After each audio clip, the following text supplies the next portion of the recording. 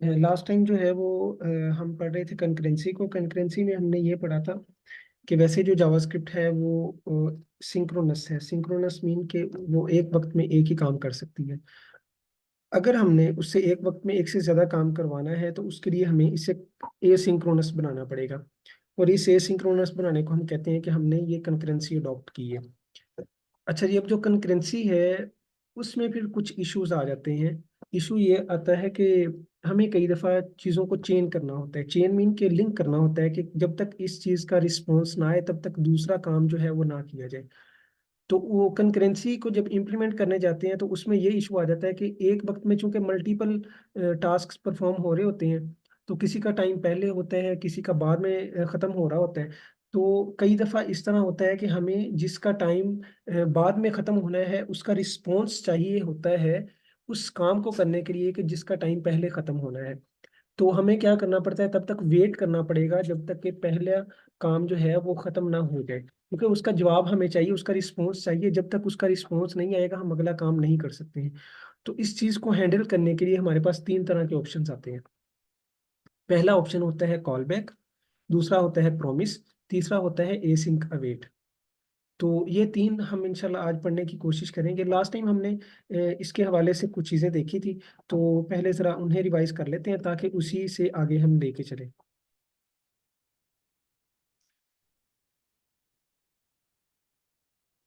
अच्छा जी, last time हम एक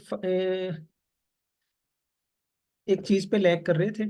वो मैं जरा कोड जो है वो आपके साथ शेयर कर देता हूँ। अच्छा, ये कोड था, इसमें क्या हो रहा था कि हमने एक फंक्शन बनाया था टास्क वन, जो क्या कर रहा था, अपना काम कर रहा था। लेकिन अपना काम करने के लिए उसे 2 सेकंड चाहिए थे। इस तरह एक टास्क टू था, उसे अपना काम करने के लिए 1 सेकंड चाहिए था। ये सेट टाइम आउट को हमने देख लिया था। सेट टाइम आउट एक फंक्शन है जो क्या करता है, अपने अंदर एक और फंक्शन को रिसीव करता है, यानी कि एक कॉल बैक को रिसीव करता है और साथ ही एक टाइम को रिसीव करता है, टाइमर को। ठीक है, कि इतनी देर के बाद आपने ये कोड चला देना है। तो अब ये वाला जो टास्क टू है ये 1 सेकंड लेगा। टास्क टू जो है वो 1 सेकंड लेगा, टास्क वन जो है वो 2 सेकंड लेगा। अब हमने क्या करना था, हमने ये करना था कि टास्क वन जो है, जब तक टास्क वन कंप्लीट ना हो हम टास्क टू को रन ना कर पाए, टास्क टू को ना चला सके। यही हमने करना था कि जब तक इसका रिजल्ट ना आ जाए, जब तक ये कोड ना चल जाए, तब तक जो है वो टास्क टू जो है वो परफॉर्म ना हो सके। लेकिन अभी के लिए हम क्या कर रहे थे, टास्क वन को कॉल कर रहे थे। इसको, ये चूंकि अपने अंदर एक कॉल बैक ले रहा है, कॉल बैक मीन कोई भी एक फंक्शन ले रहा है, तो हम ये टास्क टू जो है इसका रेफरेंस भेज रहे थे इस टास्क वन को। और ये जो कॉल बैक है इसे फिर कॉल किया जा रहा था सेट टाइम आउट के बाद। अब क्या होगा, अब ये होगा, जैसे ही टास्क वन को कॉल किया जाएगा, set time out function call होगा, 2 सेकंड लेगा। अच्छा, जब तक ये 2 सेकंड लेके अपना काम पूरा करेगा उससे पहले ये कॉल बैक कॉल हो चुका होगा। ठीक है, चूंकि एक तरतीब से काम चल रहा होता है, ये जो है ये 2 सेकंड लेगा तो इसे किसी तरह एक और जगह पे फेंक दिया जाएगा। ठीक है, उसे क्यू कहा जाता है। ठीक है, तो इसे उधर फेंक दिया जाएगा। जब तक इसका टाइम पूरा होना है तब तक उससे पहले इस कॉल बैक का टाइम पूरा हो जाएगा, यानी कि 1 सेकंड, 2 सेकंड से पहले जैसे ही 1 सेकंड पूरे होंगे ये कॉल बैक कॉल हो जाएगा। और ये जो सेट टाइम आउट है उसके बाद रिजल्ट दे रहा होगा। ये हम चला के देखते हैं, फिर इस चीज को सॉल्व करते हैं। क्योंकि हमने तो इस तरह चलाना था कि पहले ये काम करे, पहले ये चले, उसके बाद ये चले। लेकिन अभी क्या हो रहा है, पहले ये चल रहा है उसके बाद ये चल रहा है। तो कॉल बैक जो है उसके जरिए हम इसे कैसे चेंज कर सकते हैं, इस चीज को हम समझने की कोशिश करेंगे। क्योंकि सबसे पहला जो हमारा टास्क है वो यही है कि हमने कंकरेंसी का जो इशू है चेनिंग वाला, उसे कॉल बैक के जरिए किस तरह सॉल्व करना है। तो उसको देखते हैं, पहले इस कोड को रन करते हैं।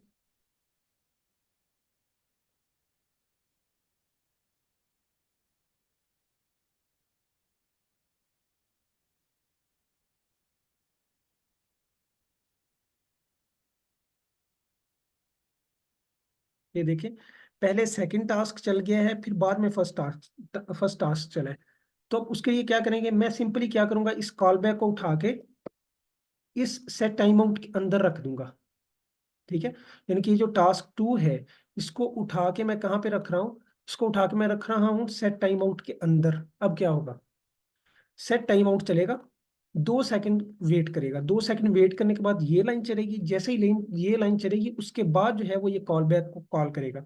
अच्छा, अब 2 सेकंड इसे वेट करना पड़ेगा, 2 सेकंड के बाद 1 सेकंड मजीद जो है वो इसे वेट करना पड़ेगा। देखें,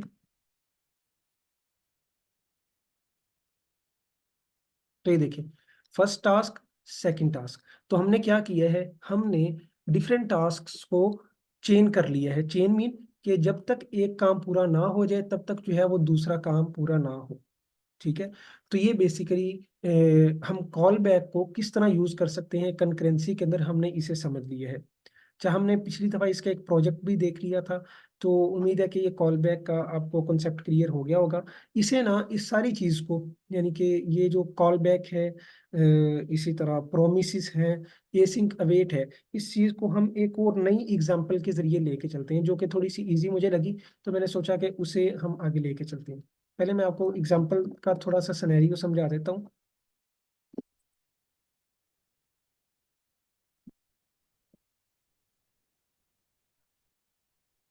अच्छा जी, सिनेरियो ये है कि हमने पोस्ट क्रिएट करनी है। पोस्ट मीन जिस तरह ये फेसबुक की पोस्ट होती हैं या बाकी पोस्ट होती हैं, इस तरह करके हमने क्या करना है, एक पोस्ट क्रिएट करनी है। अच्छा, एक फंक्शन बनाएंगे जो पोस्ट को क्रिएट किया करेगा, एक फंक्शन बनाएंगे जो सिर्फ पोस्ट को गेट किया करेगा। गेट मीन कि जितनी भी पोस्ट अब तक बन चुकी हैं उन सब को स्क्रीन पे प्रिंट करवाया करेगा, सिंपल। अच्छा, कोशिश करता हूँ मैं कि इस चीज को हम जो है वो ब्राउजर के कंसोल पे चेक करें, यानी कि बजाय इसके कि हम इस कंसोल को चेक करें, हम क्या करते हैं, ब्राउजर के कंसोल को यूज करते हैं। वो भी चूंकि मैंने आपको सिखाया हुआ है, तो आज बस एक नई चीज ट्राई करते हैं। तो ये देखें जी, इधर मैं HTML की एक फाइल बना रहा हूँ। सॉरी, ये नाम गलत हो गया।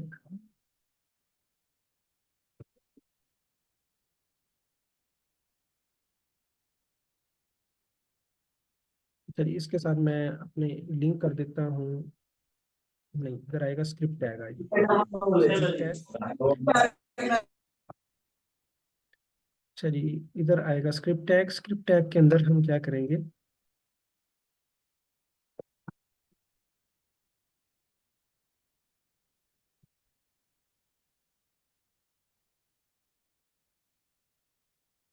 Link tag. लिंक टैग के जरिए हम कॉल बैक को लिंक कर देते हैं। अच्छा, अब जरा इस कॉल बैक को रन करके देखते हैं कि हमारा वो लिंक हो गया कि नहीं हुआ।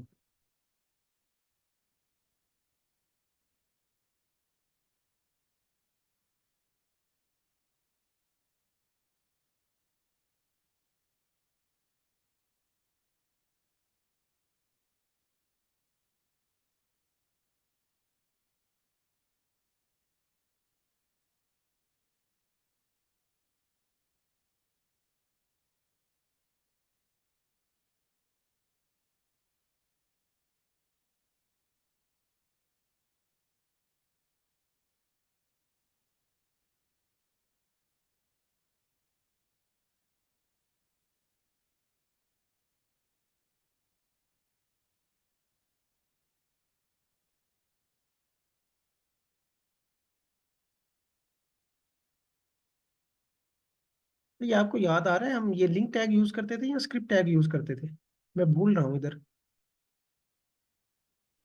सर इसके लिए हम स्क्रिप्ट टैग यूज करेंगे। ठीक है, तो स्क्रिप्ट, ये देखेंगे, मैं अब स्क्रिप्ट टैग लिख रहा हूँ। अब इधर क्या करना है आगे? आगे हम मेरे ख्याल में वो सोर्स फाइल लिखेंगे, ठीक एस है, R S C R C और ये ठीक हो गया इस तरह। जी। ठीक है, अब देखते हैं इसे हम।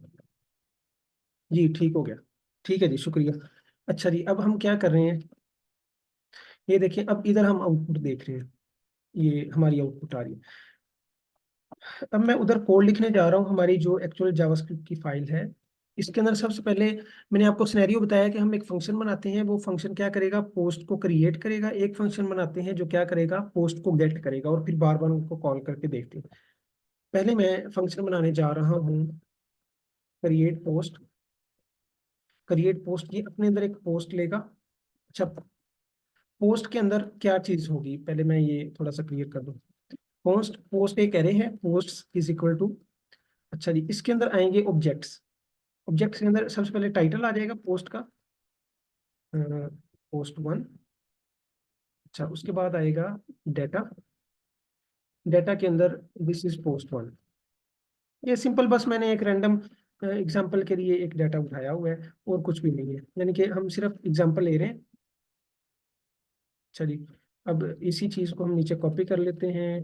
टाइटल इसे पोस्ट टू कह देते हैं, और इसे भी पोस्ट टू कर देते हैं। अब सिंपल क्या है, ये एक एरे है पोस्ट के नाम से, ये एक एरे है, उसके अंदर है ऑब्जेक्ट। 0 इंडेक्स पे पोस्ट 1 का डाटा पड़ा हुआ है, 1 इंडेक्स पे पोस्ट 2 का डाटा पड़ा हुआ है। अच्छा, एक फंक्शन होगा क्रिएट पोस्ट, एक फंक्शन होगा गेट पोस्ट। गेट पोस्ट, अच्छा जी, ये जो गेस्ट गेट पोस्ट है, इसके जरिए हम क्या किया करेंगे, जितनी भी पोस्ट अब तक बन चुकी हैं उन सबको कंसोल करवाया करेंगे, यानी कि प्रिंट करवाया करेंगे। क्रिएट के जरिए हम नई पोस्ट ऐड किया करेंगे, इस पोस्ट के अंदर, इस एरे के अंदर नई पोस्ट ऐड किया करेंगे, और गेट के जरिए जितनी पोस्ट बन चुकी हैं उन सबको सिंपल कंसोल करवाया करेंगे। तो अभी पहले हम क्या करते हैं, कंसोल करवाते हैं जितनी भी हमारी पोस्ट बन चुकी हैं। तो उसके लिए मैं क्या करता हूँ, एरे के ऊपर एक फंक्शन लगाते हैं फॉर ईच का, जिस तरह कि हमने देखा था। फॉर ईच क्या करता है, फॉर ईच एक एक करके एलिमेंट को उठाएगा, और जो भी हमने उस पर ऑपरेशन परफॉर्म करना है वो करेगा। अपने अंदर ये कॉल बैक लेता है, कॉल बैक मीन एक फंक्शन लेता है। अच्छा जी, ये मैं एरो फंक्शन यूज करने जा रहा हूँ। तो इधर इसका नाम मैं पोस्ट रख देता हूँ, दूसरा इंडेक्स। ये हमने इसके दो वेरिएंट देखे थे, सिंपल पोस्ट और इंडेक्स, तो अभी के लिए हम सिंपल पोस्ट यूज कर लेते हैं। चलिए, इधर हम क्या करते हैं,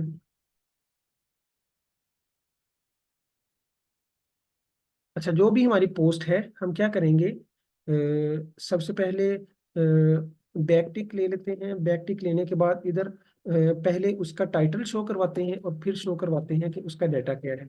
title is equal to $, post dot title, ठीक है। और इसी तरह हम इधर शो करवा देते हैं, comma data is equal to post data, ठीक है। तो ये क्या हुआ है, ये फंक्शन क्या करेगा, बार बार एक एक पोस्ट को लेगा, और सिंपल उसके टाइटल को और डाटा को इस तरह करके कंसोल करवा देगा। अब जरा देखते हैं क्या हो रहा है।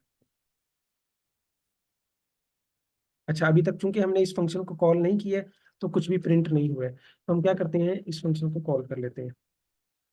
ये हमने जी उस फंक्शन को कॉल कर लिया। अच्छा, ये देखें, title post 1, data this is post 1, तो ये दोनों जो है कंसोल होके हमारे इधर ब्राउजर में आ रही हैं, ये दोनों चीजें, ठीक है। अच्छा, ये फंक्शन तो हमारा हो गया है क्लियर, यानी कि इस फंक्शन ने क्या किया है, सिंपल जितनी भी पोस्ट अब तक बन चुकी हैं उन सबको क्या किया है, इसने कंसोल करवा दिया है। अब हम क्रिएट पोस्ट वाले को इसका बॉडी लिखते हैं। अच्छा, ये क्या करेगी, ये जो भी पोस्ट आ रही होगी, ये बना बनाया एक ऑब्जेक्ट होगा इस फॉर्मेट में, ठीक है। ये जो भी डाटा आ रहा होगा, ये सिंपल क्या करेगा, क्रिएट पोस्ट इस एरे के अंदर इस पोस्ट को पुश कर दिया करेगा। तो ये देखिए, अच्छा, ये मेरे पास सजेशंस आ रही होती, मैंने एक वो एक्सटेंशन इंस्टॉल की हुई, जिसकी वजह से ये ऑटोमेटिकली मुझे सजेशन देता रहता है। एआई की एक एक्सटेंशन है। अच्छा, हम क्या करेंगे, पुश के जरिए जो भी पोस्ट आई है उसे क्या करेंगे, उसे इस पोस्ट एरे के अंदर, ये जो हमारी पोस्ट एरे है उसके अंदर पुश कर दिया करेंगे। अच्छा, अब इस फंक्शन को पहले कॉल करते हैं, क्रिएट पोस्ट। अच्छा, इधर हम ऑब्जेक्ट पास करते हैं, चूंकि ये जो हमारा डाटा इधर पड़ा हुआ ऑब्जेक्ट की फॉर्म में है, तो हम उसी फॉर्म में डाटा जो है वो पास कर देते हैं। टाइटल टास्क 3, और इसी तरह डाटा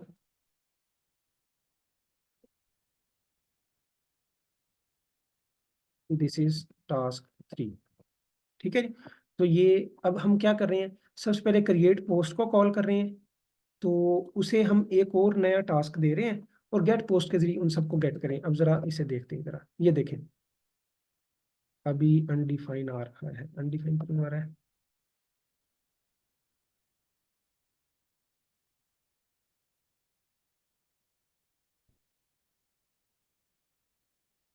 ठीक है, अनडिफाइन आना है, चूंकि ये इधर नाम पोस्ट लिखा हुआ है, मैं इधर पोस्ट लिखा। अब देखें, ये देखें, title task 3, data this is task 3। तो ये तीनों चीजें जो है ऐड हो रही हैं इस फंक्शन के जरिए। ये जो हम इसे कॉल कर रहे हैं क्रिएट पोस्ट को, और गेट पोस्ट के जरिए क्या हो रहा है, ये तीनों जो है वो गेट हो रही हैं, यानी कि कंसोल हो रही हैं, सिंपल। अच्छा जी, अब हम क्या करते हैं, अब हमें टाइमर चाहिए। टाइमर मीन कि जो क्रिएट पोस्ट है वो अपना काम करने के लिए 1 सेकंड लेती है, जो गेट पोस्ट है वो अपना काम करने के लिए कितना टाइम लेती है, ये अपना काम करने के लिए लेती है 2 सेकंड। तो हम इस सारे कोड को उठाएंगे, सेट टाइम आउट के अंदर रख देंगे।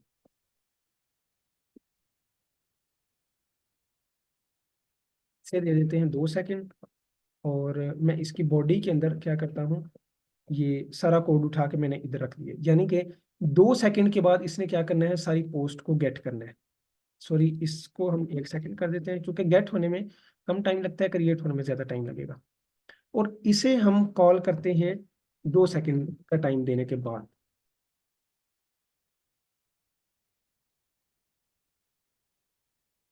तो ये देखिए हमने क्या किया, सिंपल सिंपल हमने क्या किया है, क्रिएट पोस्ट को 2 सेकंड का टाइम दे दिया कि आपने 2 सेकंड के बाद पोस्ट क्रिएट करना है, और गेट पोस्ट को हमने 1 सेकंड का टाइम दिया कि 1 सेकंड के बाद आपने क्या करना है, अपना जो है वो कंसोल करवाना है सारा डाटा। अब क्या होगा, अब हमें किस तरह चाहिए था, अब हमें तब तक डाटा प्रिंट आउट नहीं चाहिए कि जब तक पोस्ट क्रिएट ना हो जाए। लेकिन इधर अब क्या होगा, अब ये होगा कि क्रिएट पोस्ट के टाइम टाइम ले रही है 2 सेकंड, और गेट पोस्ट ले रही है 1 सेकंड। तो ये 1 सेकंड कंप्लीट होने के बाद ये पहले चल जाएगा, ये बाद में चल रहा होगा। जब ये बाद में चल रहा होगा तो हमारे पास जो पोस्ट शो हो रही होंगी वो सिर्फ 2 शो हो रही होंगी। मैं इसे सेव करता हूँ, इधर देखते हैं जाके रिफ्रेश करने के बाद। ये देखें, तो ये क्या हुआ है, 1 सेकंड पूरा होने के बाद हमारा जो पोस्ट गेट हो गई, लेकिन वो थर्ड वाली पोस्ट नहीं आई है। वो क्यों नहीं आई है, क्योंकि उसने ज्यादा टाइम लिया है और वो बाद में ऐड हुई है। तो अब इस चीज को हमने हैंडल करना है, यानी कि इस चीज को हमने हैंडल करना है। सबसे पहले कॉल बैक के जरिए हैंडल करते हैं। कॉल बैक मीन के फंक्शन की बॉडी के अंदर एक और फंक्शन पास करेंगे, यानी कि गेट, ये जो क्रिएट पोस्ट है, इसे हम एक कॉल बैक दे देंगे। कॉल बैक देने के बाद इसे कहेंगे कि जब आप पोस्ट क्रिएट कर लो, उसके बाद जो है ना वो आपने इस गेट पोस्ट को कॉल कर देना है। तो इधर से गेट पोस्ट को हटा देते हैं। अब मैं कॉल बैक यूज करने लगा हूं, तो इसका जरा सिंटैक्स समझिएगा। ये सिंपल हमने देख लिया। तो हम इधर मैं ये लिख देता हूँ कि सिंपल, आगे हम इसे यूज करेंगे। इस सारे को कमेंट कर देता हूँ ताकि ये इसी तरह हमारा पड़ा रहे, और जो हमारा कॉल बैक वाला है उससे आगे यूज करते हैं। अच्छा जी, यहाँ तक मैंने उठा लिया।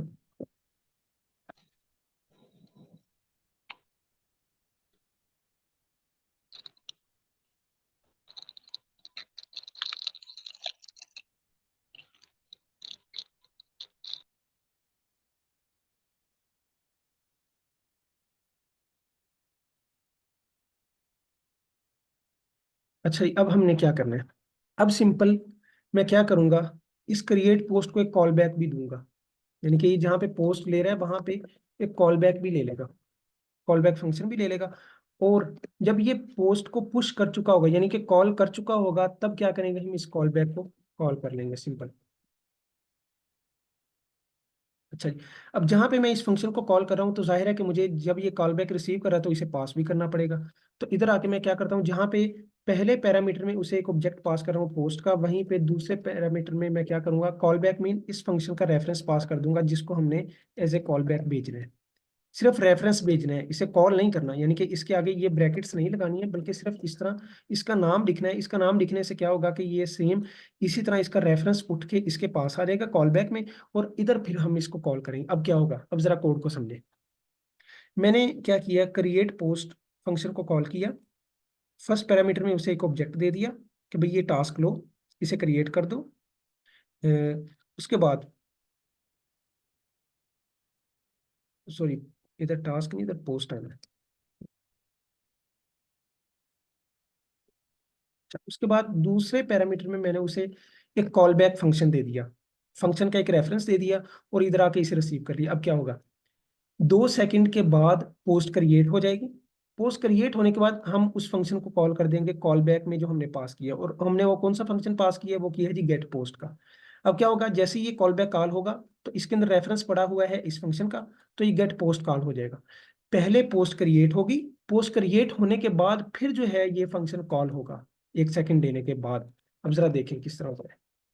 इधर आते हैं जी हम ब्राउजर पे, तो ये देखें, ये देखें, पहले उसने 2 सेकंड टाइम लिया है इस पोस्ट को क्रिएट करने के लिए, और फिर 1 सेकंड टाइम लिया है इसे प्रिंट करवाने के लिए। अच्छा, इसे वेरीफाई करते हैं पहले कि वाकई उसने 2 सेकंड पहले टाइम लिया है कि नहीं लिया। तो उसके लिए हम क्या करते हैं, इधर एक कंसोल रख देते हैं ताकि हमें पता चल जाए कि ये काम जो पुश वाला है ये पहले हो रहा है। इधर मैंने सिर्फ ये चेकिंग रख दिया कि भाई हम ये चेक करना चाह रहे हैं। ये देखें, ये देखें 2 सेकंड के बाद चेकिंग हो गया, और अगले 1 सेकंड के बाद जो है वो हमारी जितनी भी पोस्ट क्रिएट हो गई थी वो सारी गेट हो रही है। तो ये देखें किस तरह कॉल बैक के जरिए हमने जो हमारी कंकरेंसी का एक इशू आ रहा था चेनिंग वाला, उसे किस तरह इजीली रिजॉल्व कर लिया। ठीक है, तो ये कोड आपको समझ आ चुका है, इसमें कोई इशू हो किसी को?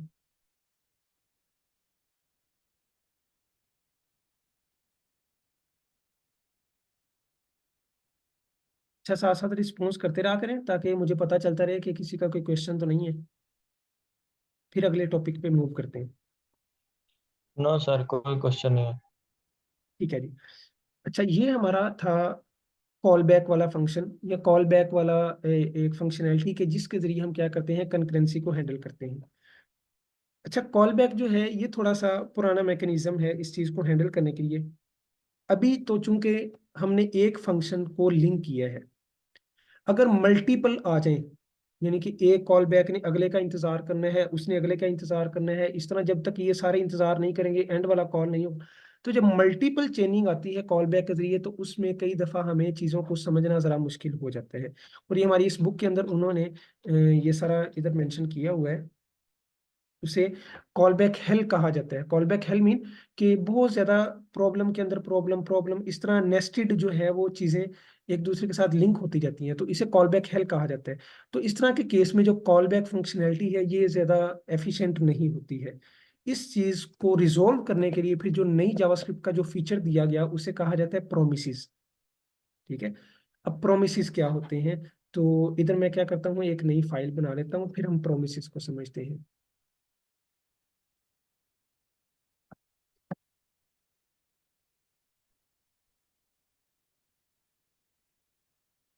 चलिए, प्रोमिसेस क्या होते हैं। प्रोमिस जावास्क्रिप्ट का एक ऑब्जेक्ट है।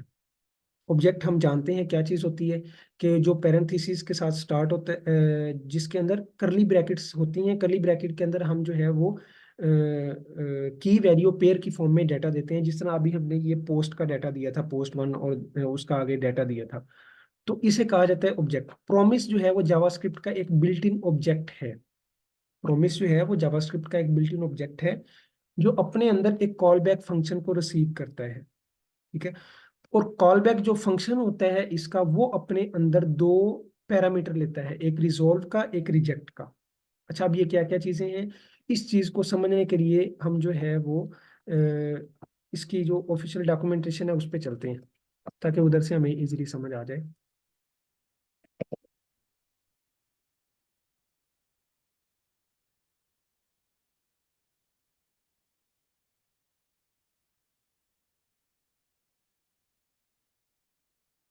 तो इधर उसने नहीं दी, तो मैं इधर से ओपन कर लेता हूँ। प्रोमिस, अच्छा जी, आगे आ जाएगा मोजिला।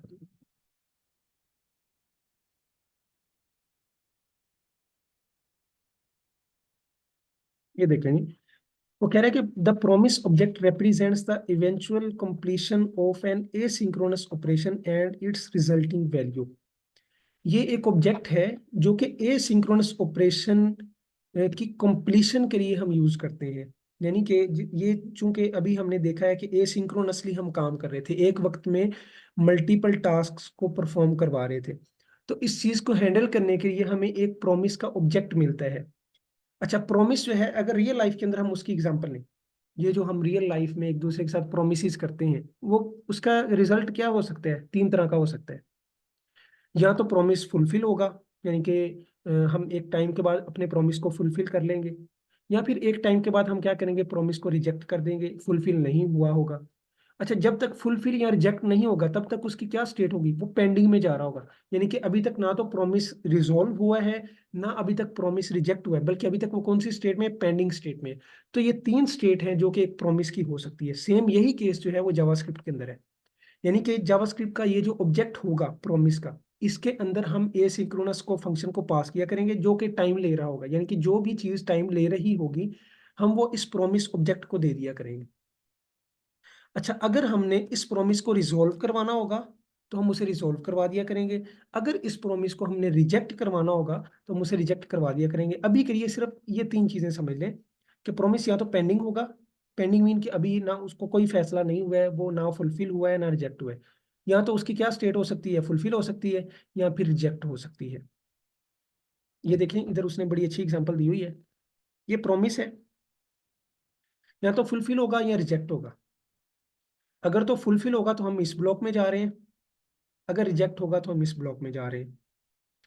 अच्छा, अगर तो वो सेटल डाउन हो जाता है यानी कि फुलफिल हो जाता है तो फिर हम क्या करेंगे, एसिंक्रोनसली चीजों को परफॉर्म कर देंगे।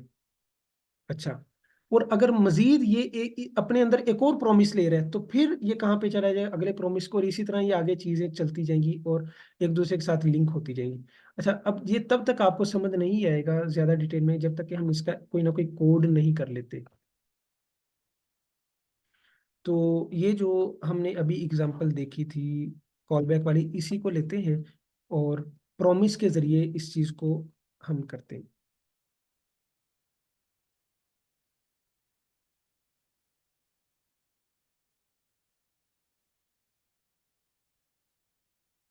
चलिए अब ये देखें, सिंपल वही कोड है, पोस्ट है, क्रिएट पोस्ट है, लेकिन इधर चूंकि कॉल बैक नहीं आना है तो मैं क्या करता हूँ, इधर से कॉल बैक को रिमूव कर देता हूँ, इधर से भी कॉल बैक को रिमूव कर देता हूँ, चूंकि हम कॉल बैक की फंक्शनैलिटी को देख चुके हैं। अब हम प्रोमिस वाली फंक्शनैलिटी को देखेंगे। प्रोमिस जो है वो सिंपल एक ऑब्जेक्ट है। अच्छा, ये वाला सारा कोड जो है ये हम उठा के रखेंगे प्रोमिस के अंदर। प्रोमिस किस तरह बनाया जाता है, न्यू कीवर्ड आता है, आगे प्रोमिस इस तरह करके प्रोमिस का कंस्ट्रक्टर आएगा, यानी कि हम इस प्रोमिस फंक्शन को कॉल किया करेंगे। अच्छा, अब इसकी बॉडी के अंदर, इस प्रोमिस की बॉडी के अंदर हम दो चीजें दिया करेंगे एज ए पैरामीटर, यानी कि ये एक फंक्शन दिया करेगा और फंक्शन के अंदर दो चीजें आया करेंगी, रिजॉल्व और रिजेक्ट। अब ये क्या चीजें हैं ये मैं आपको अभी समझाता हूँ। ये क्या चीजें हैं, ये रिजॉल्व और रिजेक्ट। इस प्रोमिस को जो भी फर्स्ट पैरामीटर दिया जाएगा, आप इसका नाम कुछ भी रख सकते हैं, ठीक है। आप इधर रिजॉल्व की बजाय कोई और नाम रख सकते हैं, रिजेक्ट की बजाय कोई और नाम रख सकते हैं, लेकिन इस प्रोमिस ऑब्जेक्ट को जो एक फंक्शन मिल रहा है उस फंक्शन का जो पहला पैरामीटर होगा वो यूज किया जाएगा। वो भी एक कॉल बैक होगा, ये भी एक कॉल बैक होगा। पहला कॉल बैक यूज किया जाएगा जब हमने प्रोमिस को रिजॉल्व करवाना होगा, दूसरा कॉल बैक यूज किया जाएगा जब हमने प्रोमिस को रिजेक्ट करवाना होगा, यानी कि हमने प्रोमिस को ये कहना होगा कि ये प्रोमिस फुलफिल नहीं हुआ है। अब देखिए किस तरह होता है। अच्छा जी, मैं इधर एक एरर ऑब्जेक्ट बना लेता हूँ, इसके अंदर फॉल्स रख देता हूँ कि कोई एरर नहीं आया अभी तक। अगर एरर ना आया हो तो इसका मतलब क्या है कि प्रोमिस जो है वो रिजोल्व हो जाना चाहिए। तो इधर मैं कंडीशन लगाता हूँ इफ नॉट एरर।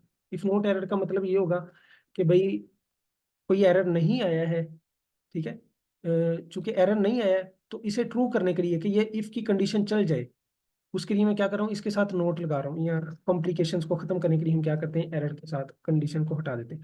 अगर एरर आया है, ठीक है, फॉल्स मीन नहीं आया है, तो फिर कौन सा चलेगा, अब इसके अंदर फॉल्स पड़ा है तो कौन सी बॉडी चलेगी, एल्स की बॉडी चलेगी, क्योंकि इसके अंदर फॉल्स पड़ा होगा। तो इधर मैं क्या करता हूँ, रिजोल्व करवा लेता हूँ कि भाई आप क्या करो, रिजोल्व करो, और इधर हम इसके अंदर कंसोल करवा देते हैं, console dot log promise resolve.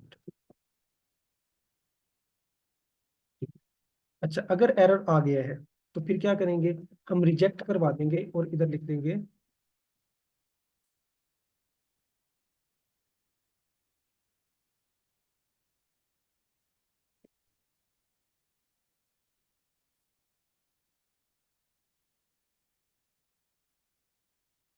I think ये मेरा ख्याल कंसोल इधर नहीं आएगा, देख लेते हैं आता है कि नहीं आता। अच्छा जी, अब ये देखिए मैंने क्या किया है, पहले इस कोड को समझ लेते हैं फिर इसे कॉल करके देखते हैं कि किस तरह काम करता है। इसकी इस चीज को जरा अच्छे से समझिएगा, ये जो प्रोमिस है, क्योंकि आगे सारी जो गेम है इस पार्ट में भी प्रोमिस वाले भी और एसिंक अवेट में दोनों में यही प्रोमिस ने काम करना है। अब ये किस तरह बनाया जाता है, प्रोमिस किस तरह बनता है, हम न्यू कीवर्ड लिखते हैं, न्यू कीवर्ड लिखने के बाद प्रोमिस को कॉल किया जाता है, प्रोमिस फंक्शन को कॉल किया जाता है। ये कंस्ट्रक्टर होता है बेसिकली। कंस्ट्रक्टर ये जब हम ऊप के कॉन्सेप्ट पढ़ेंगे तो उसमें ये चीजें अच्छे से समझ आएंगी। अभी के लिए बस ये याद रख लें कि हमने प्रोमिस पी कैपिटल के साथ प्रोमिस लिखना है। ये एक फंक्शन होगा, ठीक है। ये फंक्शन को कॉल किया जा रहा होगा, जिस तरह का ये इसकी बॉडी से पता चल रहा है, ये आपके सामने, ठीक है। यहाँ तक इसकी बॉडी है। अपने अंदर ये एक फंक्शन ले रहा होगा। मैंने इधर एरो फंक्शन यूज किया हुआ है, ये वाला। अच्छा, जो इसके अंदर एक फंक्शन होगा वो अपने अंदर दो कॉल बैक लेगा as a parameter, callback function लेगा। जो पहला कॉल बैक होगा उसे यूज किया जाएगा रिजोल्व करवाने के लिए। जो दूसरा कॉल बैक होगा उसे यूज किया जाएगा रिजेक्ट करवाने के लिए।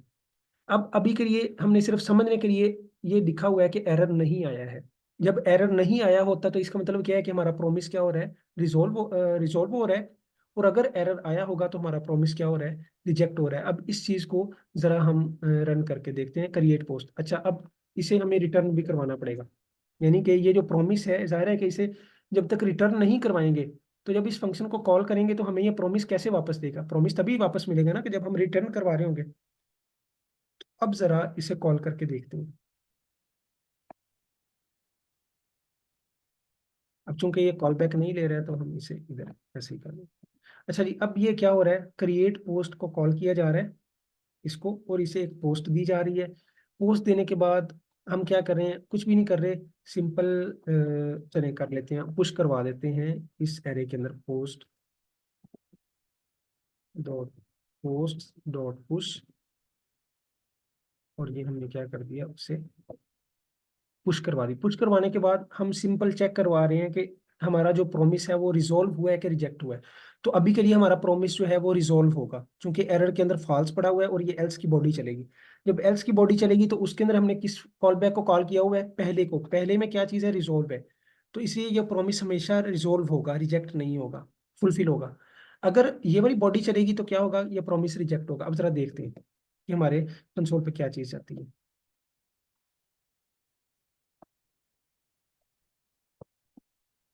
अच्छा, चूंकि हमने इस फाइल को तो लिंक नहीं किया प्रोमिस वाली को, तो इसे लिंक करते हैं इसके साथ।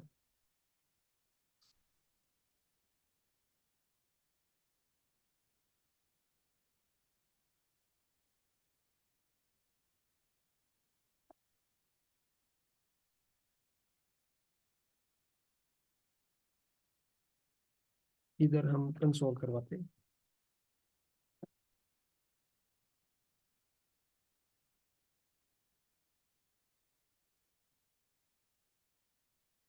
ठीक है, तो ये देखिए प्रोमिस रिजोल्व हो रहा है। प्रोमिस रिजोल्व क्यों हो रहा है, क्योंकि ये वाली एल्स की बॉडी चल रही है। अब अगर मैं इधर फॉल्स की बजाय ट्रू कर देता हूँ, अब देखिए, अब ये रिजेक्ट हो रहा है, प्रोमिस रिजेक्टेड। ठीक है, ये आपके सामने आ रहा है।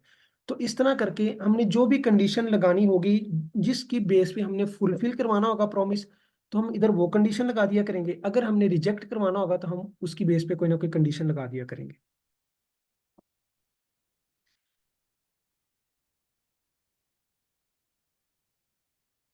अच्छा जी, यहाँ तक ये प्रॉमिस प्रॉमिस ऑब्जेक्ट समझ आ गया आपको,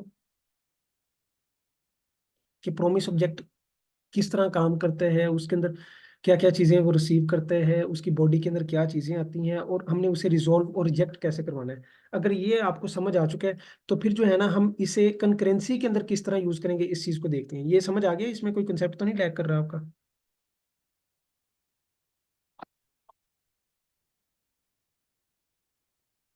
जी, ये चीज क्लियर है। सर ये एक बार थोड़ा सा रिपीट कर दे। ठीक है, ये रिजोल्व और रिजेक्ट किस तरह किया आपने? ठीक है, ठीक है, कर लेते हैं।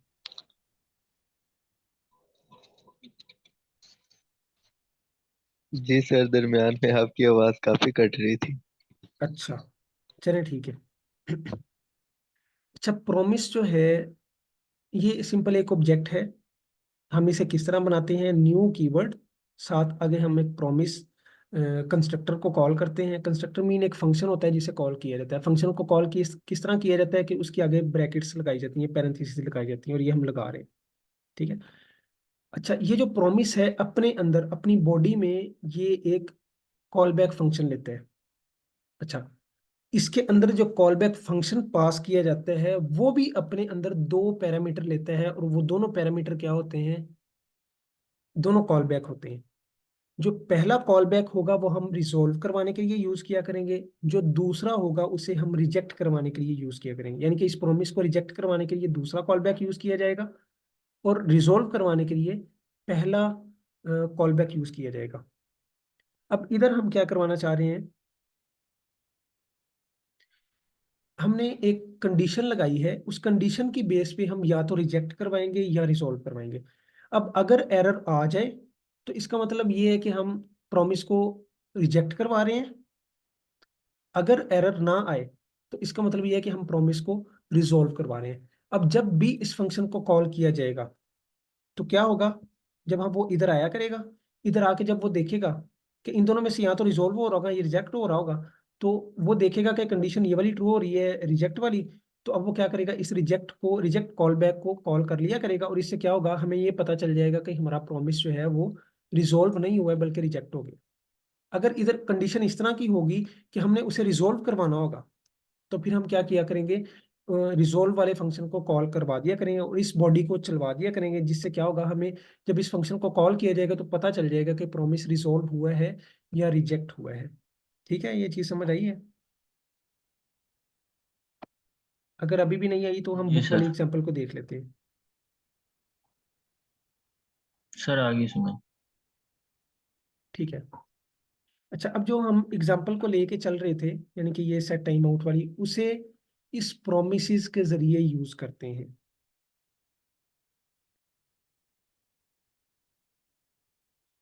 तो मैं इसका ये क्रिएट पोस्ट वाला फंक्शन उठा के इधर ले आता हूँ।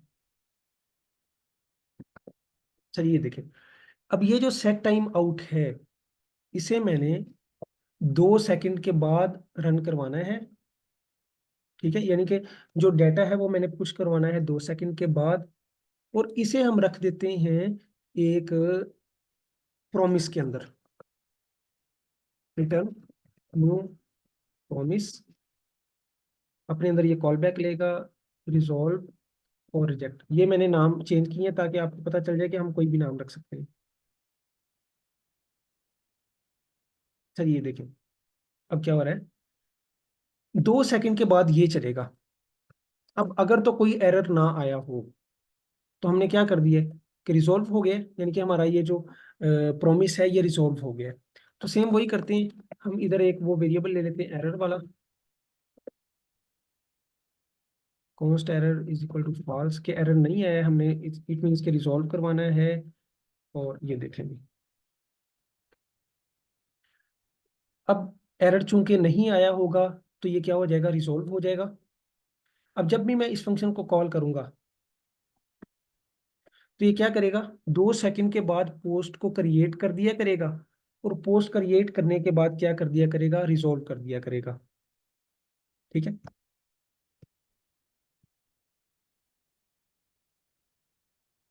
अच्छा जी, अब ये जितने भी प्रोमिसेस हैं, हमने प्रोमिस बनाना देख लिया।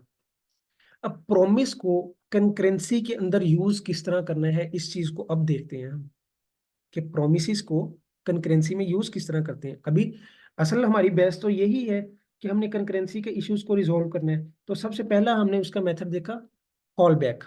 कॉल बैक के जरिए हम कंकरेंसी का जो इशू है उसे किस तरह रिजोल्व करते हैं। दूसरा मेथड हम देख रहे हैं प्रोमिसेस के जरिए।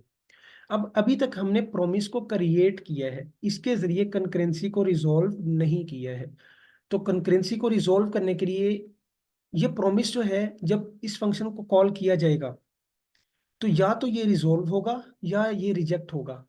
अभी तक तो हम चूंकि खुद इसकी कंडीशन को तय कर रहे हैं तो अभी तो हमें पता है कि इसने रिजोल्व होना है, लेकिन जब रियल टाइम डाटा आ रहा होता है तो हमने डाटा के ऊपर कंडीशन लगानी होती है कि अगर तो डाटा इस तरह आए तो रिजोल्व करवाया जाए, अगर डाटा इस तरह आए तो रिजेक्ट करवाया जाए। तो वो रियल टाइम, ये जो कंडीशन होगी वो रियल टाइम जो हमारा सिनेरियो होगा उसके साथ रिप्लेस हुआ करेगी, और उसकी बेस पे हम रिजोल्व या रिजेक्ट करवा रहे होंगे। अच्छा जी, अब जहाँ पे हम इसे कॉल कर रहे हैं, अब यहाँ पे हम इस फंक्शन को कॉल कर रहे हैं जहां से हमें एक प्रॉमिस आएगा। अब अगर तो उस प्रॉमिस वो रिजोल्व हुआ होगा, अगर वो प्रॉमिस रिजोल्व हुआ है तो हमने अगर उस चीज को हैंडल करना है, यानी कि रिजोल्व होने के बाद अगर हम कोई ऑपरेशन परफॉर्म करवाना चाहते हैं तो उसके लिए हम यूज किया करेंगे डॉट देन। उसके लिए हम यूज किया करेंगे डॉट देन। और अगर हमने उसे रिजेक्ट करवाने वाली सिचुएशन को हैंडल करना होगा तो उसके लिए हम यूज किया करेंगे डॉट कैच। ठीक है, हमने एक प्रॉमिस वाले फंक्शन को कॉल किया, अगर उसके रिजोल्व वाली स्टेट को चेक करना है, यानी कि प्रॉमिस का हमें नहीं पता कि रिजोल्व हुआ है या रिजेक्ट हुआ है, अगर हमने रिजोल्व वाली स्टेट को कैच करना है तो उसके लिए डोट देन मीन कि जैसे ये प्रॉमिस रिजोल्व हो तो आपने क्या करना है, इस देन की बॉडी के अंदर चले जाना है। अगर ये वाला प्रॉमिस रिजेक्ट हो तो आपने क्या करना है, इस कैच की बॉडी के अंदर चले जाना है। जो भी हमने डोट देन के बाद यानी कि प्रॉमिस रिजोल्व होने के बाद कोई काम करना है तो वो इधर करेंगे, और अगर रिजेक्ट होने के बाद कोई काम करना है तो वो इधर करेंगे। फॉर एग्जाम्पल देखें, अब जब भी हमने इस प्रॉमिस को रिजोल्व करवाना है, रिजोल्व मीन कि 2 सेकंड जब हो जाएं और पोस्ट हमारी क्रिएट हो जाए, तो फिर हमने क्या करना होता था, हमने पोस्ट को गेट करना होता था। तो हम क्या करेंगे, सिंपल इस गेट पोस्ट को कॉल कर देंगे, इधर इसका रेफरेंस पास कर देंगे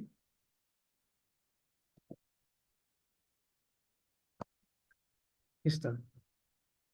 तो हमने क्या किया है, हमने सिंपल इस गेट पोस्ट, अच्छा ये मैं समझ रहा था कि एरर आ रहा है लेकिन ये मेरे ख्याल कोई लाइन लगी हुई है, चलिए खैर। अच्छा, ये गेट पोस्ट को मैंने क्या किया है, कॉल कर दिया है।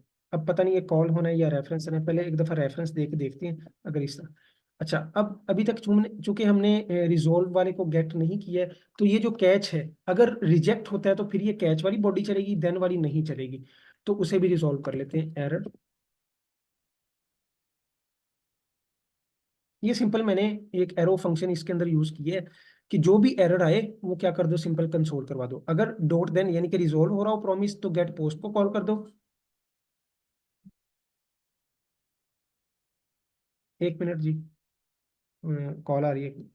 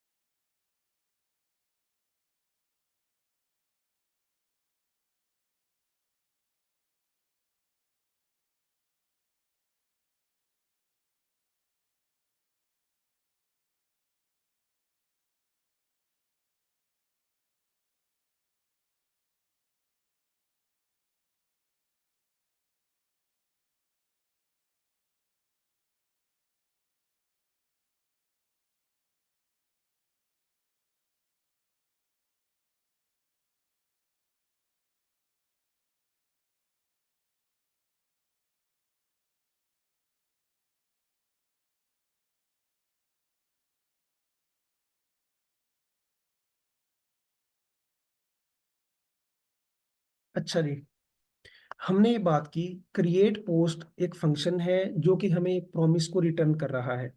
जिस तरह कि ये हमने देखा, ये फंक्शन क्या कर रहा है, हमें एक प्रॉमिस को रिटर्न कर रहा है। अच्छा, अब वो प्रॉमिस या तो रिजोल्व हो रहा होगा या रिजेक्ट हो रहा होगा। ठीक है, अच्छा अगर वो प्रॉमिस हमने उसकी रिजोल्व वाली स्टेट को कैच करना है तो हम डॉट देन की बॉडी कॉल किया करेंगे, और अगर हमने उसकी रिजेक्ट वाली स्टेट को कैच करना है तो उसके लिए हम डॉट कैच फंक्शन को कॉल किया करेंगे। अच्छा, जो भी हमने रिजोल्व होने के बाद जो भी ऑपरेशन हमने परफॉर्म करवाना है वो हम डॉट देन की बॉडी में भेज दिया करेंगे, और जो रिजेक्ट होने के केस में हमने ऑपरेशन परफॉर्म करवाना है वो हम कैच की बॉडी में भेज दिया करेंगे। अब चूंकि हमारी ये जो प्रॉमिस है ये रिजोल्व हो रहा है, इसकी इसकी बुनियाद पे ये रिजोल्व हो रहा है, तो कौन सी बॉडी चलेगी, डॉट देन की चलेगी, डॉट कैच की नहीं चलेगी। देखते हैं।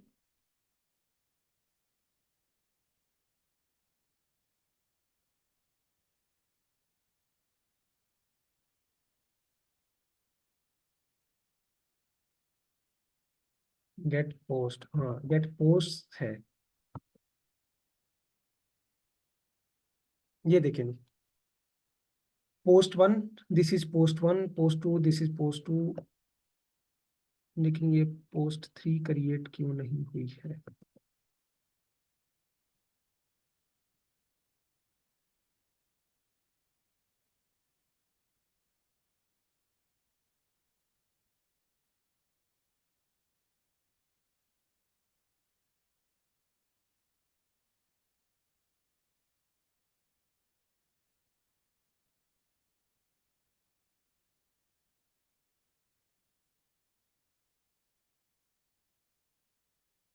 ये पोस्ट 3 क्यों नहीं आ रही है? हालांकि आनी चाहिए, क्योंकि हम लिंक कर रहे हैं रिजॉल्व होने के बाद इसे कॉल कर रहे हैं। सेट टाइम आउट पोस्ट, आप भी देखिए मैं भी देखता हूँ, ये देखें वही कोड कहाँ पे कोई इशू आ रहा है हमसे। सेट टाइम आउट ये 2 सेकंड ले रहा है, 2 सेकंड लेने के बाद अगर ये कंडीशन चलेगी, हाँ जी, ये जो है क्यों आ रही है, क्योंकि हमने वो इसकी बॉडी से बाहर रखी हुई थी, जो रिजॉल्व और रिजेक्ट है वो कहाँ पे थी, इससे बाहर थी। अब देखते हैं, अभी भी सेम है।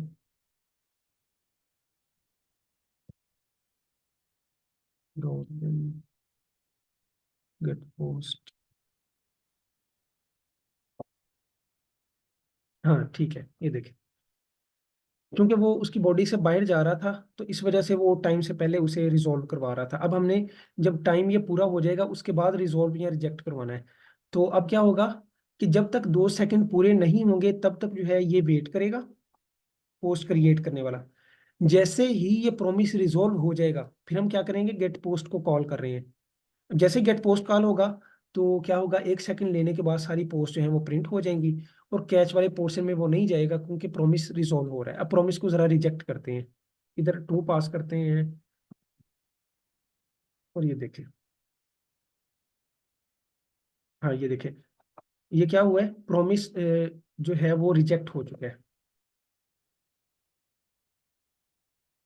रिजेक्ट। और इधर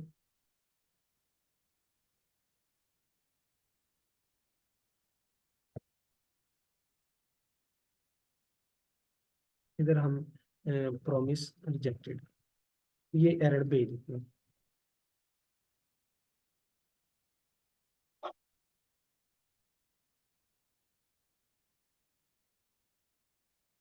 सॉरी, इधर भेजना था, ये रिजॉल्व की बजाय रिजेक्ट में।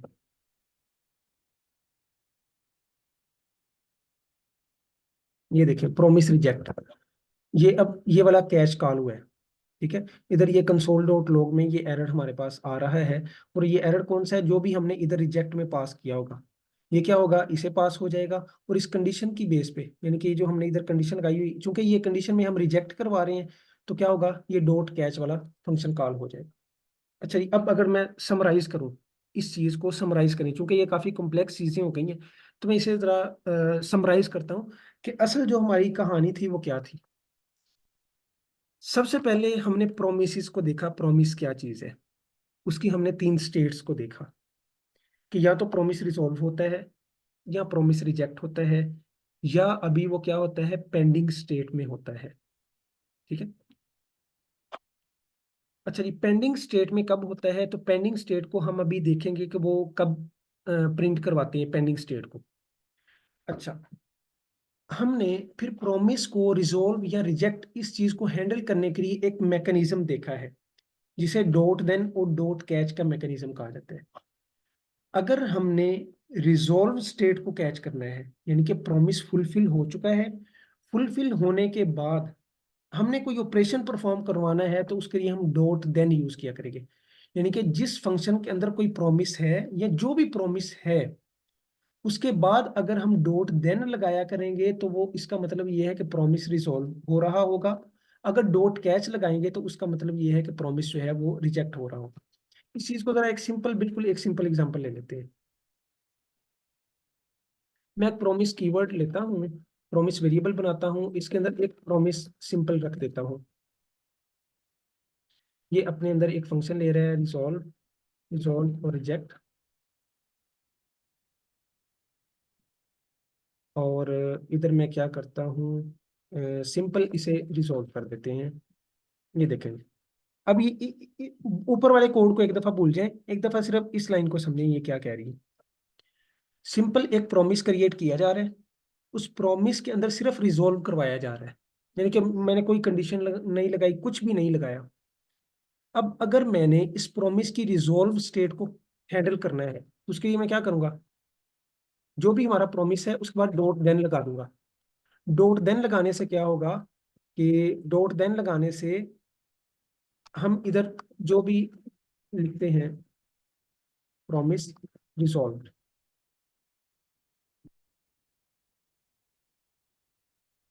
अच्छा, अब क्या होगा, अब चूंकि प्रॉमिस रिजोल्व हो रहा है तो इसका मतलब ये लाइन चल जाएगी, डॉट देन वाला पार्ट चलेगा ना, चूंकि प्रॉमिस को रिजोल्व हम करवा रहे हैं।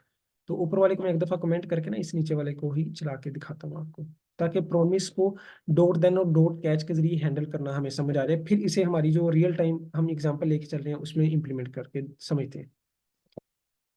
अच्छा ये देखिए प्रॉमिस क्या हो रहा है, रिजोल्व हो रहा है।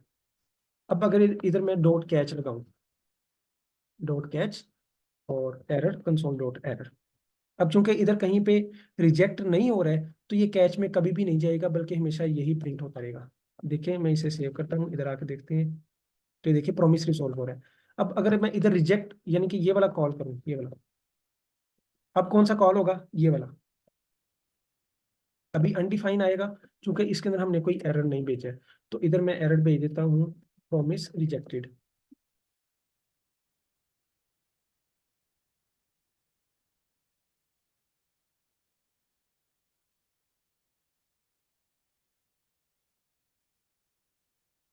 अच्छा रिजोल्व हम कॉल भी नहीं कर रहे हैं तो वो रिजोल्व भी करवाई जा रहा है, क्या बात है।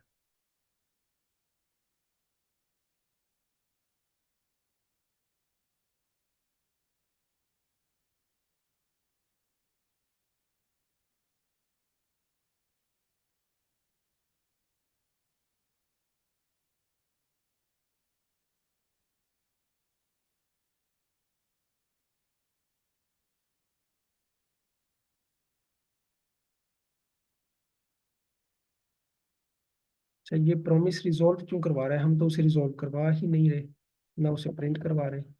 मैं एक दफ़ा दोबारा इसे रन करता हूँ, इसका कोड क्लोज करके।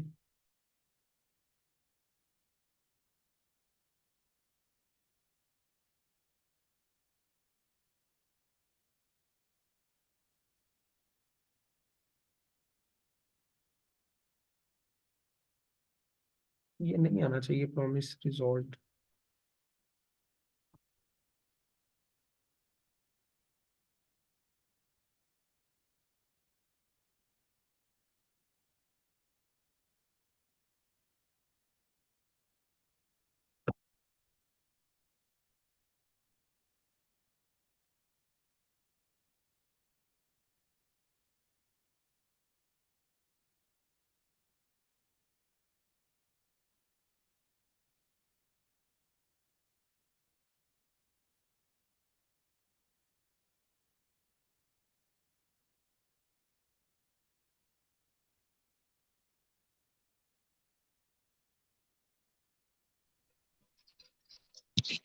सर ये हम देन से पहले प्रोमिस लिख रहे हैं, इस वजह से तो नहीं हो रहे?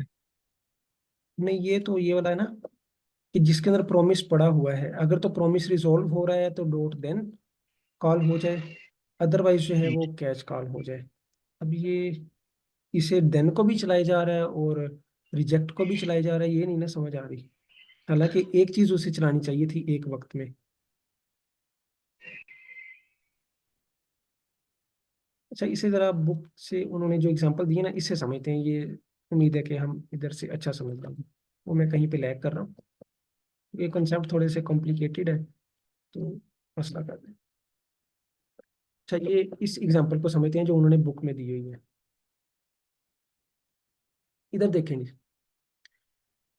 ये सिंपल क्या कर रहा है, प्रॉमिस वेरिएबल है, उसके अंदर एक प्रॉमिस रखा जा रहा है, प्रॉमिस एक ऑब्जेक्ट है, वो अपने अंदर एक फंक्शन ले रहा है। इसने सिंपल फंक्शन यूज किया हुआ है, हम एरो फंक्शन यूज करते थे तो एरो फंक्शन ही बना लेते हैं इसे, ताकि सेम सिंटैक्स रह जाए हमारा। अच्छा एक्स की वैल्यू है 20, अगर एक्स की वैल्यू ग्रेटर देन 10 है तो रिजोल्व करवा दो, अदरवाइज रिजेक्ट करवा दो। अब ये देखें प्रॉमिस डॉट देन, इधर रिजोल्व वाला काम आएगा, और देन के बाद देन के अंदर दो वो पैरामीटर ले रहा है, पहला ये ले रहा है एक फंक्शन, और दूसरा ले रहा है रिजेक्ट होने वाला। अच्छा डॉट देन के बाद डॉट कैच भी हम यूज कर सकते हैं, और डॉट देन के अंदर अगर दो पैरामीटर देंगे तो क्या होगा, पहला पैरामीटर डॉट देन के लिए यूज हो जाएगा और दूसरा जो है वो डॉट कैच के लिए यूज हो जाएगा। उसने ये दूसरे वाला मैकेनिज्म यानी कि देन के अंदर ही दोनों चीजें भेज रहा है, हम इसे डॉट कैच के जरिए भी हैंडल कर सकते हैं। अभी करिए इस चीज को समझते हैं, फिर इसे डॉट कैच में कन्वर्ट करके देखेंगे। अच्छा जी अब देखें, अब हमारे केस में क्या हो रहा है, एक्स की वैल्यू है 20, तो ये कंडीशन ट्रू होगी। ये कंडीशन ट्रू होने के बाद रिजॉल्व हो रहा है, तो इसका मतलब ये है कि ये देन वाला ये वाला पोर्शन चलेगा इतना। अब देखते हैं कि ये सक्सेस आता है या क्या आता है। तो ये देखें हमारे पास सक्सेस लिखा हुआ है, यानी कि हमारा जो है ये प्रॉमिस जो है ये क्या हो रहा है, रिजॉल्व हो रहा है। अब ये रिजेक्ट को कॉल करते हैं, यानी कि इसकी वैल्यू हम क्या कर देते हैं, 5 कर देते हैं। अब ये कंडीशन फॉल्स होगी तो इसका मतलब क्या होना है, इसने रिजेक्ट होना है। जब ये रिजेक्ट होगा तो हम क्या करेंगे, ये देखें एरर। अब ये रिजेक्ट के अंदर जो भी हमने ये पास किया होगा एरर, वो क्या हो रहा है, सिंपल प्रिंट हो रहा है। अच्छा, अब इधर अगर हम लिखें इस फंक्शन को डॉट कैच के अंदर, तो क्या हम ये ठीक कर पाते हैं कि नहीं।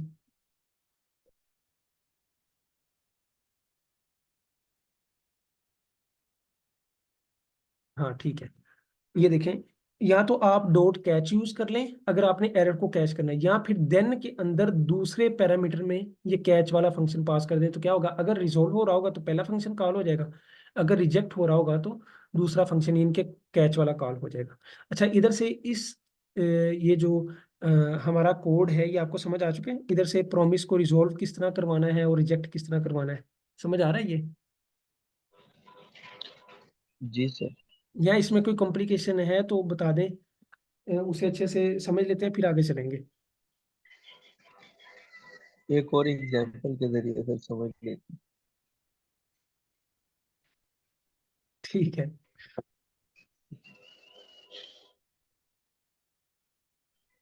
चलें जी, ये उसने एग्जांपल दी है, हम इसे ही उठा लेते हैं। अच्छा, पहले मुझे ये बताएं कि प्रॉमिस ये जो इतना काम है, ये इतना काम समझ आ रहा है, ये वाला, सिर्फ ये क्या हो रहा है। हैं। जी सर, ये इतना समझ आ रहे हैं। हाँ, यानी कि हमने सिंपल एक प्रॉमिस बनाया है। प्रॉमिस बनाना आपको आना चाहिए। प्रॉमिस में दो स्टेट्स होंगी, या तो रिजोल्व हो रहा होगा या रिजेक्ट हो रहा होगा। पेंडिंग जो है उसे अभी तक हमने नहीं देखा, वो देखेंगे। अच्छा, किसी कंडीशन की बेस पे हम या तो उसे रिजोल्व करवा रहे होंगे या रिजेक्ट करवा रहे होंगे। अब जहाँ पे हमने इसे रिजोल्व करवाना है तो उसके लिए हम डॉट देन यूज करेंगे, जहाँ पे हमने इसकी रिजेक्ट वाली स्टेट को कैच करना है तो उसके लिए हम डॉट कैच यूज किया करेंगे। ठीक है, जिस तरह के ये है। अब ये एक और एग्जांपल है, वो उसने ली हुई है, हम उसे एक दफा देखते हैं, फिर इस चीज को मजीद समझते हैं। फिर हम इसे जो है ना वो कंकरेंसी वाले पार्ट में जाके लिंक करेंगे, जो हमारी एग्जांपल चल रही है पोस्ट वाली उसके अंदर। अभी के लिए मैंने क्या किया, इस कोड को कॉपी करके बुक वाला जो है इसे इधर रखते हैं।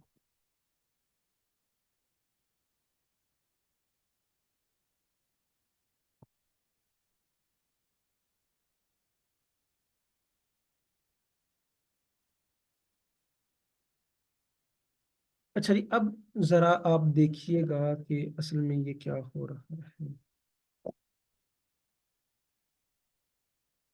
अब ये देखिए ये क्या हो रहा है, ये कोड क्या कहता है। एक प्रॉमिस बनाया है, ठीक है, इतना ये प्रॉमिस है। ठीक है, प्रॉमिस, कौन promise is equal to new promise, ये यहां से लेकर यहां तक प्रॉमिस बना है। प्रॉमिस के फौरन बाद उसने डॉट देन लिख दिया। डॉट देन मीन अगर तो ये प्रॉमिस रिजोल्व हो रहा है तो फिर क्या करो, डॉट देन की बॉडी में चले जाओ। अब वो इस डॉट देन की बॉडी में है, चूंकि रिजोल्व हो रहा है ना, रिजोल्व को कॉल किया जा रहा है, तो इस डॉट देन की बॉडी में आ जाएगा। जैसे ही इसकी बॉडी में आएगा तो इधर सिंपल ये प्रिंट हो जाएगा कंसोल, और फिर ये आगे हमें एक और चीज रिटर्न करेगा। अब ये जो चीज रिटर्न की जा रही है वो एरर तो नहीं है ना, कोई ना कोई एक हमारा स्टेटमेंट है, कोई एक स्ट्रिंग है। तो जब ये रिटर्न होगी तो इसने अगले डॉट देन को कॉल कर लेना। अगर इससे कोई चीज रिटर्न हो रही होगी तो अगला डॉट देन कॉल हो जाएगा। अब अगला डॉट देन जो होगा वो इसे प्रिंट कर रहा होगा और एक और चीज रिटर्न कर रहा होगा, वो अगले डॉट देन को कॉल कर, इस तरह करके ये हम क्या कर रहे हैं, चेन कर रहे हैं एक दूसरे के साथ। अच्छा, अब ये फंक्शन को देखें, ये फंक्शन कुछ भी रिटर्न नहीं कर रहा है। तो कुछ भी रिटर्न नहीं कर रहा है तो इसका मतलब ये है कि इससे आगे हम कहीं भी नहीं जाएंगे, बल्कि यहीं से हमारा जो है डॉट कैच में तो तब जाएंगे ना कि जब ये प्रॉमिस रिजेक्ट हो रहा होगा।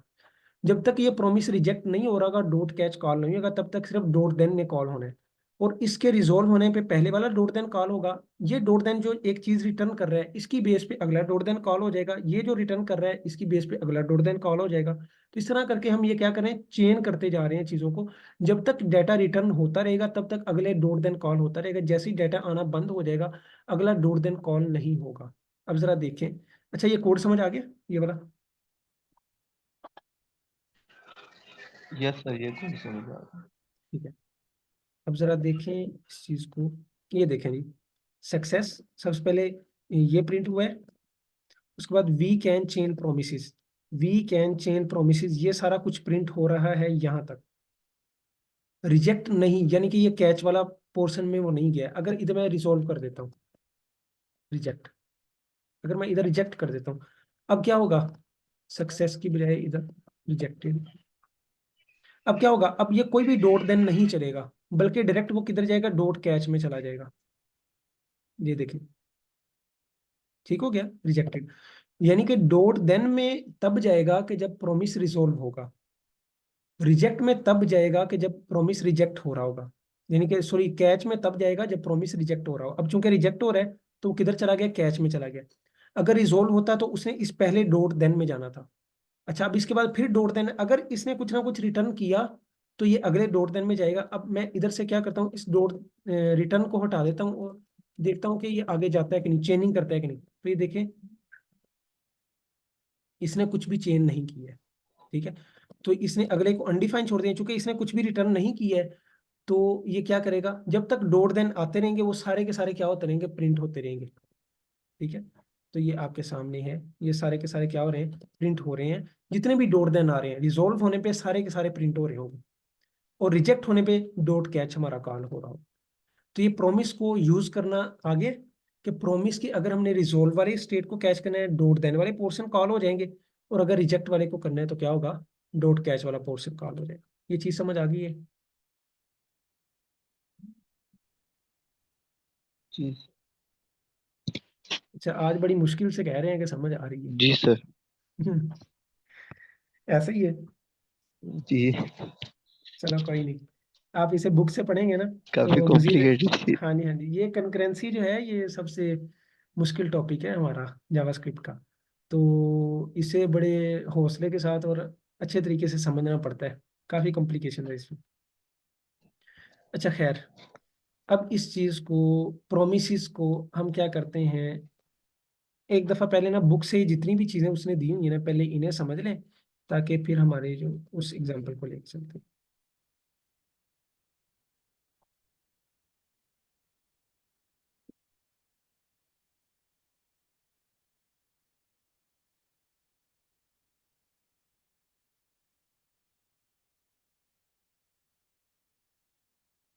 अच्छा, अब ये देखेंगे कोड को समझ लेते हैं पहले क्या हो रहा है।